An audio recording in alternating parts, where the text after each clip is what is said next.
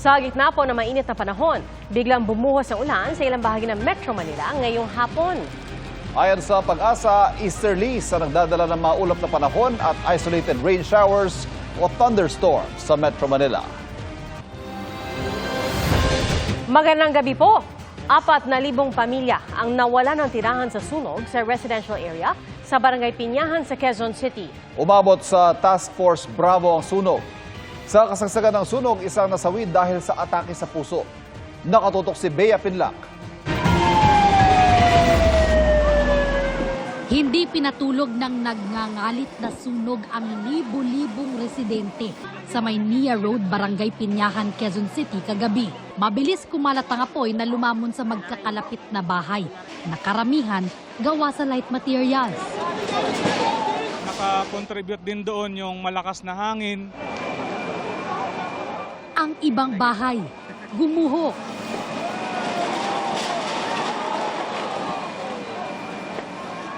Kaliwat kanan ang pagsabog ng mga tangke ng LPG na naiwan sa loob ng mga bahay.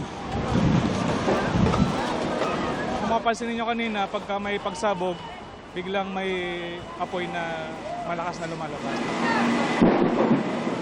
Ayon sa mga opisyal ng barangay na apektado rin ng sunog, posibleng umabot sa 4,000 pamilya ang nawalan ng tirahan. Mga 80 to 95% yung nasalanta ng sunog. Siguro mga estimated ko dyan nasa 4,000 or higit pa. Yung family sa Palaisipan sa kanila kung paano makababangon. Hirap sa buhay tapos nangyari pang ganito. So dapat aksyon kaagad. Kawawa talaga. Lalo na yung mga mahihirap na wala naman po yung kakayanan.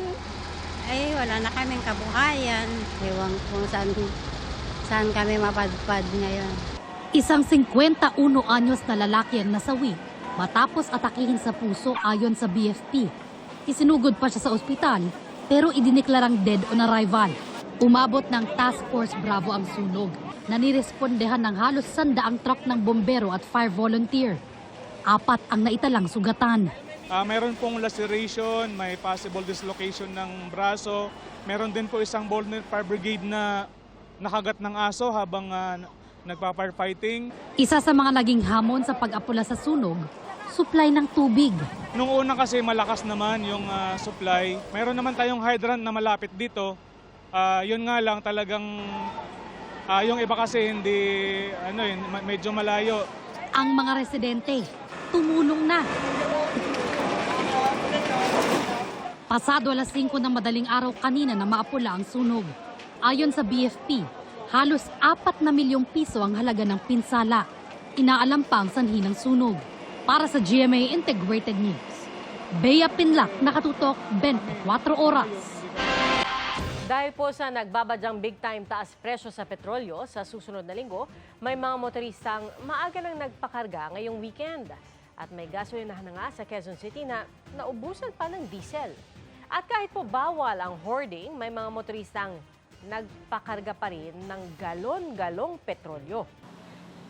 Sa gasolinahang ito sa Fairview, Quezon City, 0-0 ang presyo ng isang klase ng diesel kaninang umaga.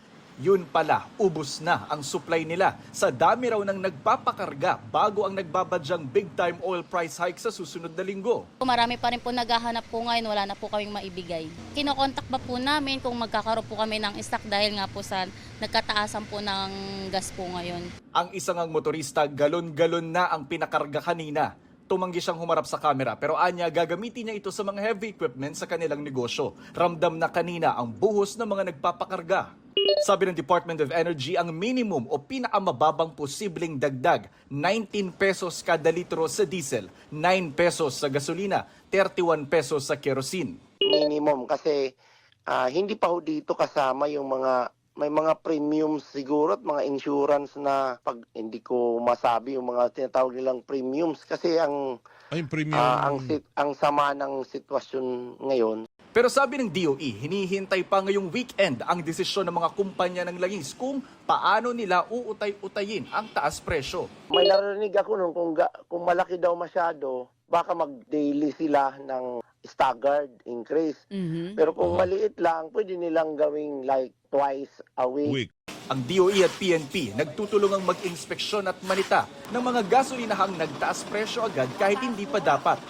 Gaya raw sa isang gasolinahan sa Tagum City, Davao del Norte, na aabot sa 73 pesos kada litro ang benta sa diesel, katumbas ng 8 piso kada litrong dagdag. Nakikiusap ako sa ating mga negosyante at mga trader, huwag ninyo sanang samantalahan ang sitwasyong ito. Pinapaalala ko sa lahat na ang hoarding at ang profiteering ay labag sa batas. Sabi kagabi ni Pangulong Bongbong Marcos, may ginagawa na ang pamahalaan. Nakikipag-ugnayan na tayo sa Kongreso upang mapagkalooban ang Pangulo ng pansamantalang kapangyarihan upang bawasan ang excise tax sa mga produktong petrolyo kung papalo ito sa $80 kada barrel. Lagpas $100 na kahapon ang kada barrel ng Dubai crude ayon sa DOE. Panawagan ngayon ng grupo ng mga trucker, higit sa excise tax, mas dapat alisin ng gobyerno ang VAT o value-added tax sa petrolyo.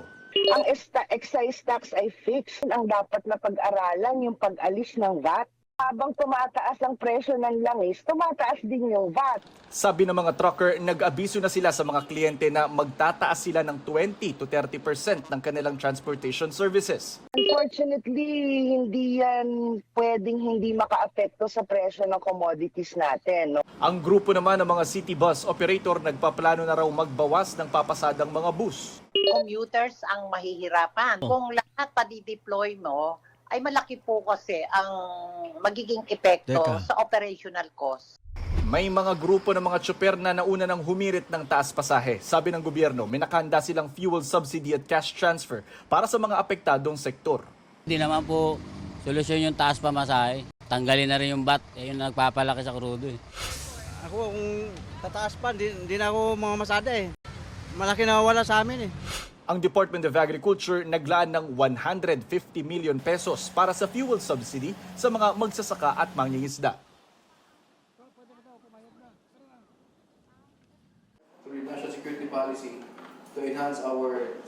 Sa isang diagram, ipinakita ni Navy Inspector General Rear Admiral Roy Vincent Trinidad kung paano nirecruit ang 3 Pilipino para magpasa ng impormasyon sa kanilang mga dayuhang handler na pinaniniwalaang konektado sa China. Nakatago raw sa isang gaming app ang komunikasyon ng Pilipinong ni-recruit sa kanyang foreign handler.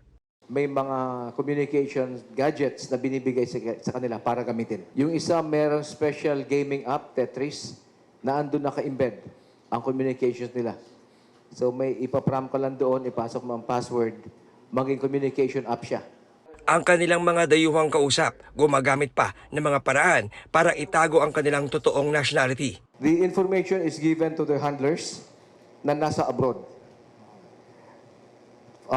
English speaking, yung iba may accent na British, Australian. Yung isa obvious naman na Chinese ang accent. Sina alias Lawrence na dating nagkatrabaho sa Defense Department na lumipat sa Navy, alias Allison na isang analyst ng security sector, at alias Danny na nakabase sa Maynila at maraming contact sa Philippine Coast Guard. The modus operandi here is all financial. From 4 to 6 digits ang halaga. Sa mga digital wallet at food delivery sinasabay ang paghahatid ng bayad sa kada impormasyong pinapasa.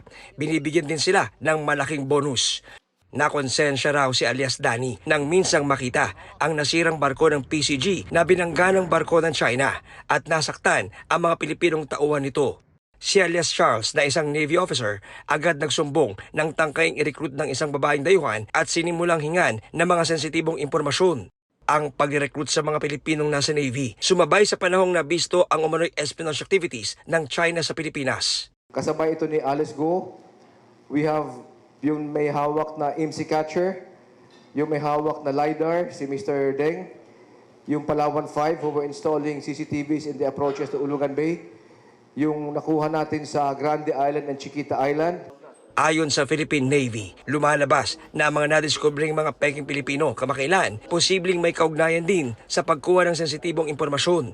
Tulad ng litratong ito na ibinigay ng aming source na nagpapakilalang Pilipino na nagdodonate ng ambulansya sa isang LGU. Ayon sa source, hinuli ang lalaki at nabistong Chinese na nagpapanggap na Pilipino. If we start connecting the dots over the years, makikita natin merong trend, attempts to be able to infiltrate in a very subtle way to extract information from us. Information which could be derogatory or dangerous. It could endanger the lives ng ating mga kapwa Pilipino. This is a part of the insider threat program. They were discovered, and we find this is a decisive result of our previous efforts to strengthen and harden the security sector and government agencies. Para sa GMA Integrated News, John Consulta, nakatutok 24 oras.